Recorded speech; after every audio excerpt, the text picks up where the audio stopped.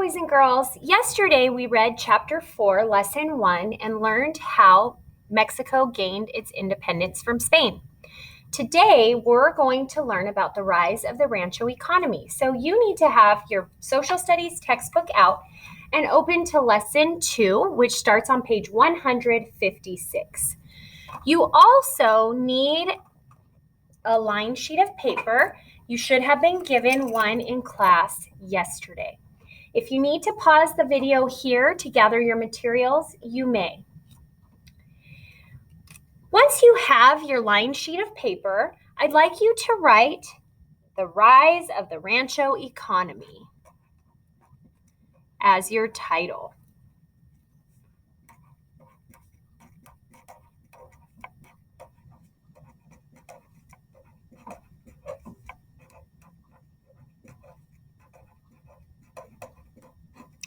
That's the title of Lesson 2, and we are going to make a T-chart to take notes on what we read, just like what we did yesterday in class.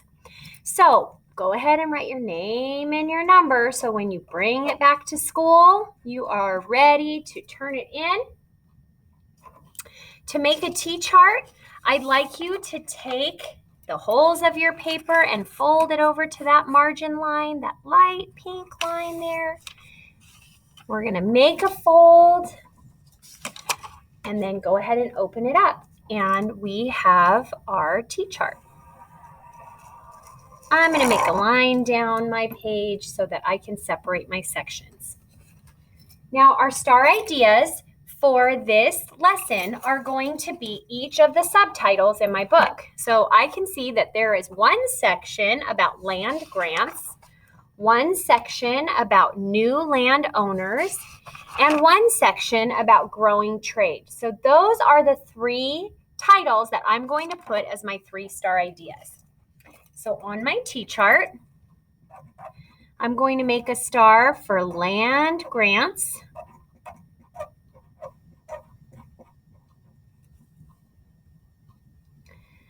I'm going to skip down a little ways down my page and write new landowners. That's the next section.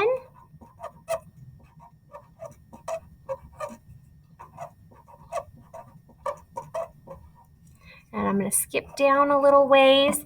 And finally, my last section is going to be growing trade. Now remember, if I'm going too fast for you, you can pause this video at any time. Once you have those 3 titles on your page, I'm going to go ahead and separate mine here so that I have different sections on my T-chart. This is going to help me take notes as I read. So when I read the section about land grants, I'm going to put the most important information on this side of my T-chart. What did I learn in this section? When I read the section about new landowners, I'm going to take notes on this side. What are the most important things I learned? And when I read the section on growing trade, I'm going to put the most important information on the right-hand side of my T-chart. All right, let's begin reading. So in my textbook, I am going to start on page 156, the rise of the Rancho economy. You are there. The year is 1835. You are a sailor on board a trading ship from Boston. As your ship sails into Monterey Bay, you look at the land in front of you. Through the fog, you notice cattle grazing on hills. Then you see the town. Compared to the big cities of the United States, Monterey looks quite small. Even so, it's where your captain plans to land to trade the ship's cargo of furniture, clothes, and other items. You've heard that the Californios will trade fine cattle hides for these goods. Okay, so here is the section on land grants. So we're going to read this together, and then you're going to pause and jot down a couple of important things you learned from this section of the text. Land grants. To attract people to California, the Mexican government began offering more land grants or gifts of land to settlers. A person seeking a land grant had to send a letter to the government explaining why he or she wanted the land. The person had to promise to bring cattle or other animals to live on the land. The letter also had to include a diseño or design. This hand-drawn map showed the boundaries of the land grant. Under Spanish rule, land grants in California had been very difficult to get. Most went to people who were already wealthy or had friends or family members in government. Now, the Mexican government said that all people who would accept the Catholic religion and become Mexican citizens could own land. As a result, getting a land grant became much easier. People from other countries, especially the United States, began to move to California. Most land grants went to white men. However, women and Indian men could also receive them. Unlike women in the United States at that time, married women in Mexico could not own land. So let's go over to our T-chart, and we learned a lot about land grants. So I'm going to help you jot down some notes. First, land grants are gifts of land to settlers. So I'm going to jot that down. Land grants was a bold yellow word, so I know it must be important, and it was the title of this section, so we better write it down. Land grants were gifts of land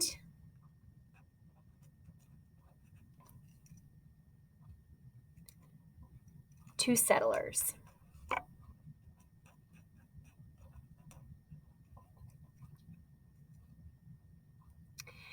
And then it says if you wanted a land grant, you had to send a letter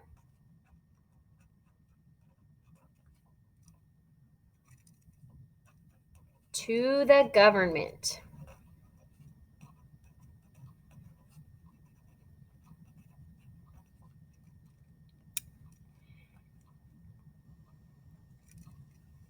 The letter also had to include a diseño.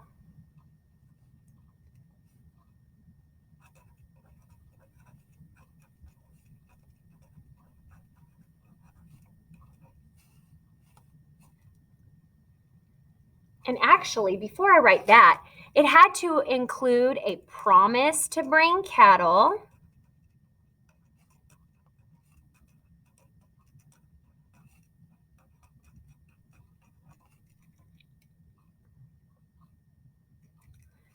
and a diseño.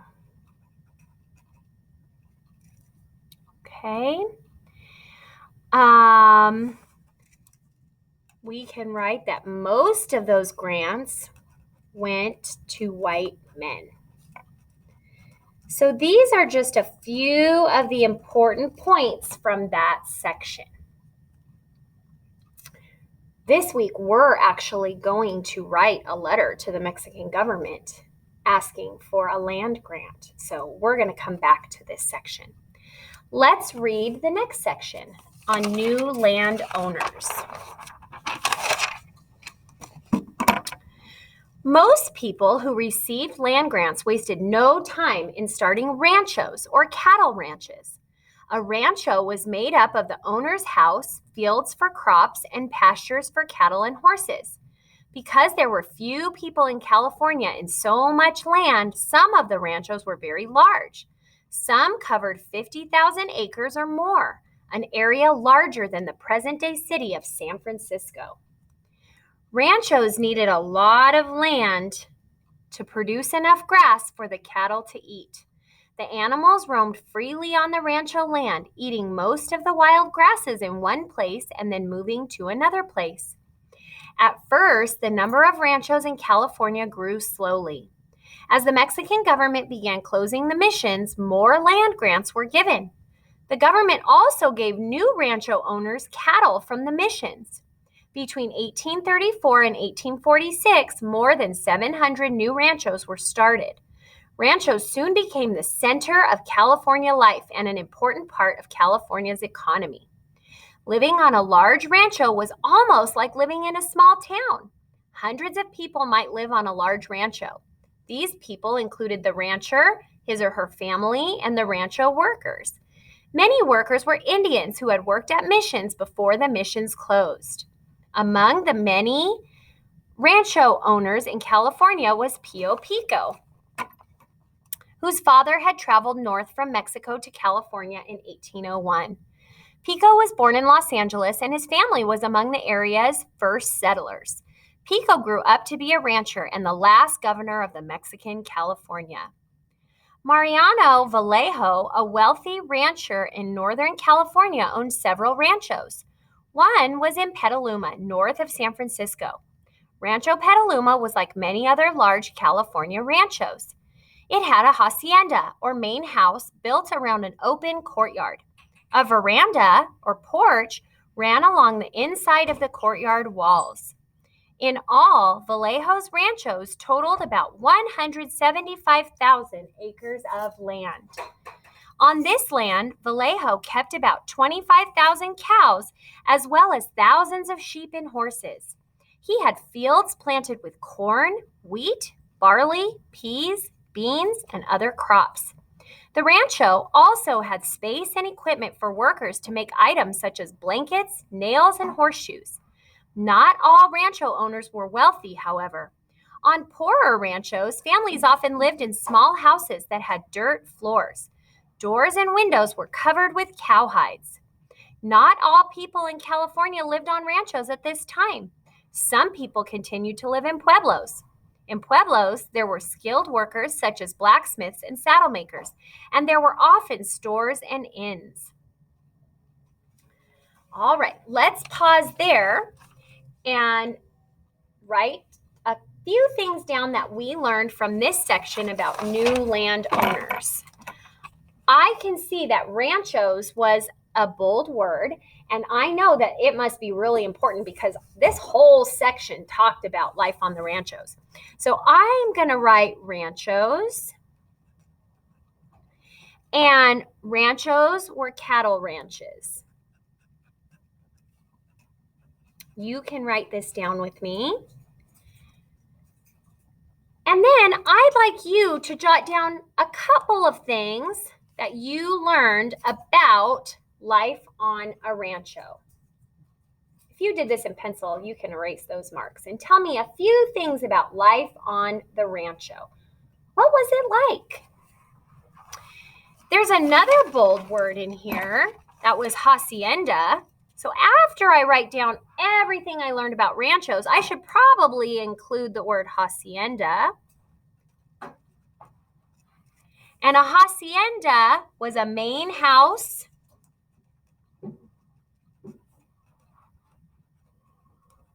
built around a courtyard.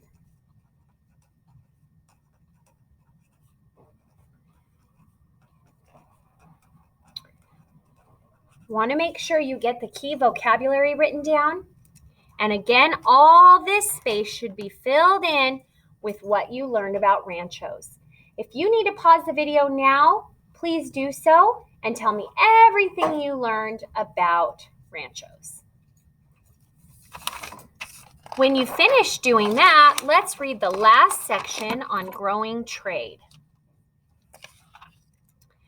Mexican laws allowing Californios to trade with other countries also helped the economy in California grow. Trading ships from the United States, Britain, and all over the world began to arrive at California ports.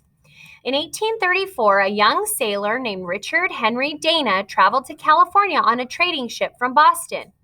Later, in his book, 2 years before the mast, he wrote, "We had teas, coffee, sugar, spices, raisins, molasses, hardware, clothing of all kinds, boots, and shoes." When Californios saw a ship sail into the harbor, they got ready to barter. To barter is to trade one kind of item for another. Traders on the ships wanted cowhides. They also wanted tallow. People used this animal fat to make soap and candles. In return for the hides and tallow, the traders offered goods that the Californios could not make or grow themselves. Many places along the California coast did not have good harbors. To trade at these places, ships had to remain at sea and send small boats to trade for hides. Dana described how the Californios stood on the high cliffs and threw the hides onto the beach for the boats to pick up. He wrote, "Down this height we pitched the hides. The wind took them and swayed them about, plunging and rising in the air like a kite." For the first time, settlers thought of California as a place of opportunity. In fact, trade with Boston became more important to Californios than trade with Mexico City. California was no longer a far-off colony of New Spain. All right, so we had a couple important words. First, you need to jot down what it means to barter. The definition is right here in your book. You should probably jot down the word tallow. And then tell me, what else did you learn about the growing trade in California? At this time, you can work on finishing up your T-chart using information from your textbook. And don't forget to bring this paper back to school with you tomorrow.